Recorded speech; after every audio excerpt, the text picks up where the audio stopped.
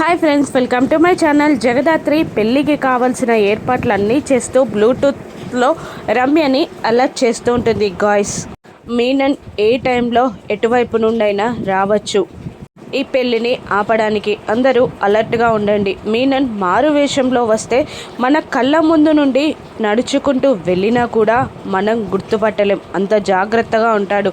అందరూ అలర్ట్గా ఉండండి అని జేడి బ్లూటూత్లో అందరికీ ఇన్స్ట్రక్షన్స్ ఇస్తూ ఉంటుంది. ఆ తర్వాత మీనన్ పంతులు గారి వేషంలోనే పెళ్లి జరపడానికి కౌశికి ఇంట్లోకి ప్రవేశిస్తాడు. ఇక పవన్ పెళ్లిపీటల మీద కూర్చొని పంతుల్లాగా మీనన్ చెప్తున్న పనులన్నీ చేస్తూ ఉంటాడు. ముందుగా మీనన్ పవన్కి తీర్థం తాగడానికి ఇవ్వగానే వైజయంతి అనుమానంగా కంకణం కట్టకముందే తీర్థం ఇస్తున్నారేంటి అని అంటుండగా, కాచి కూడా మంత్రాలు కూడా లోపల చదువుతున్నారేంటి అని అంటుండగా, కౌశికి అసలు మీరు పంతులు గారేనా అని అనుమానాలని ఒకరి తర్వాత ఒకరు వ్యక్తం చేస్తూ ఉంటారు. జగదాత్రి మీనన్ని అనుమానంగా చూస్తూ ఉండగా అక్కడున్న పూల ప్లేట్ని విసిరేసి ఒక కత్తిని తీసి పవన్కి గురిపెట్టి, నేను పెళ్ళి జరిపించడానికి వచ్చిన పంతుల్ని కాదు, పెళ్ళి కొడుకుని చంపడానికి వచ్చిన మీనన్ అని